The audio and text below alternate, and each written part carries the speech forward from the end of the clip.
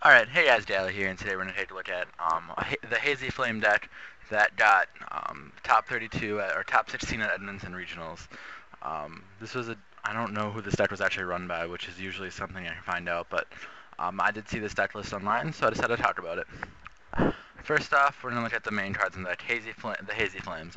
First we got Hazy Flame Cerberus. Your normal, this is you can normal summon it. Basically just halves his attack, which is so he drops from 1,000. And when this card is destroyed, you can add one Hazy Flame card from your deck to your hand, or one Hazy card from your deck to your hand. And then we have Hazy Flame Griffin.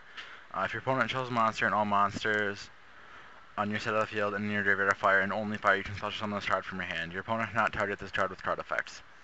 So basically, this guy is a guy you just kind of normal. If your opponent has no cards on, if you're playing all fires, which is basically what he was doing here, except for a couple edge seeds, then you can just normal summon this guy from your hand. I mean, which is pretty nice. The only Hazy Flame he is playing at one, which is Hazy Flame at Torch. Your opponent now targeted this card with card effects once per turn. During either player's turn, you can send one fire monster, except from this card from your hand, or face up from your side of the field to the graveyard. This card cannot be destroyed by card effects this turn. So basically, this guy's just like. It looks like he's just 10 in protection. It has his own like built-in protection. I know this one is really good. Cannot be successful summoned except by a Hazy Flame monster effect. Your opponent cannot target this card with card effects. You can send one fire monster from your hand to the graveyard and tribute this card. Special summon two Hazy Flame monsters from your deck. Okay, yeah. So basically, he's just tribute himself. Special summon two Hazy Flame monsters. And then the main guy, like the main advantage card on the deck, Hazy Flame Sphinx. So basically, same thing all other Hazy Flames have, where it cannot be you cannot target this card with card effects. Then you just mill one if you call it Monster Spell Trap, right? You can add it back to your hand, or no, special summon one Fire Monster from your hand.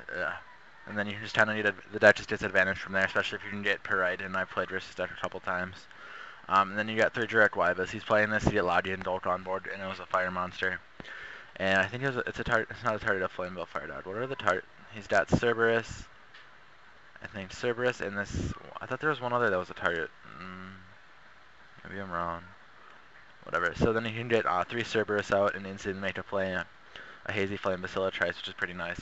Three direct rivals make Lodi Dolk, obviously, and then Pyro Rex, because the deck does have good control of the graveyard since he's maining two Rekindlings. Obviously, your staple is Dark Hole Heavy Storm. Triple Lance, I'm pretty sure you just want to be able to protect his main cards. Then one Hazy Pillar, or three Hazy Pillars, because it's obviously one of the main cards in the deck. So you can normal summon your Hazy Flames without having to set for them, and it's searchable off Cerberus when it dies. And then you have the triple MST. He wanted to get rid of as much back row as possible, so I'm guessing the Pot of Avarice to recycle his deck, Rekindling, because he does have 5 targets in here, plus probably some extra deck stuff, if I'm not mistaken. I thought one of his extra deck cards does work there. I guess not. And then for his spells, she's got Breakthrough still. I'm pretty sure the reason for Breakthrough still is because he wanted Veilers, but he can't run Veilers in this deck without hindering, which one is it? I think it's hindering his Hazy Flame Griffin, so he can't run that. Then he's got Hazy Glory. Basically, it's kind of like the same thing except for Hazy Flame, except for the normal summon part. But you can send this card from the graveyard to target one Hazy card in your graveyard, except Hazy Glory, and add that card to your hand. So basically, you can just send this to the graveyard and add your Griffin to hand summon it, or you can add the Sphinx if you need it, whatever you need. And then for the other two traps, he's just running Mirror Force and Torrential.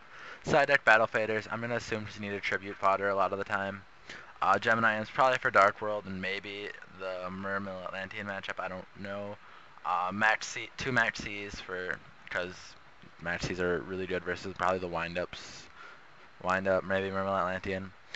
Two Soul Takers, just for destruction, probably to get rid of stuff that would stop him, especially something like Christia. Christia maybe didn't need a lot of Dolka. Triple Twister.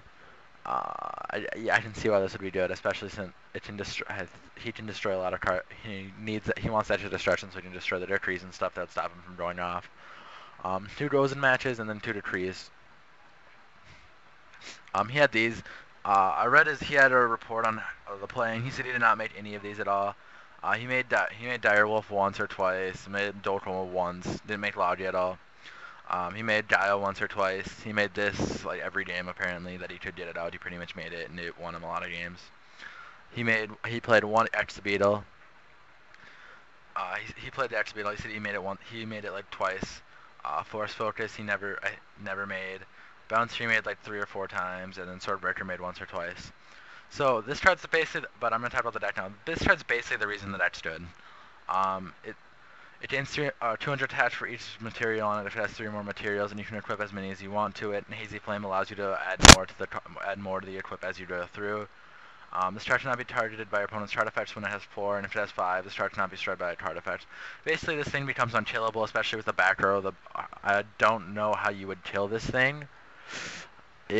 I'm not sure what I don't know how you'd have to maybe like run it over. But if you got 5 on it, I don't think it actually can die. Maybe if you had like, I have no idea how you would get rid of this thing if it had everything on it. I'm sure there's ways. But yeah, it really doesn't look like there's a good out to this card in general right now.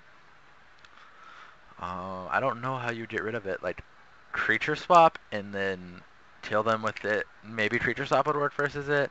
I don't see any common side deck choices having a good answer to this Hazy Flame Basilotrice.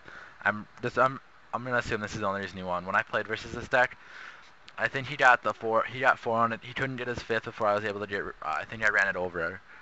It was at.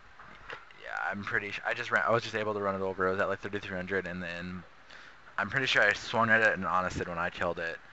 That's pretty ridiculous though. And I played this deck. I played against this deck when I was playing Swamp Rabbits on my other channel. But that's the deck, guys. Remember to subscribe, check out my channel for more videos. Thanks for watching, and I'll see you later.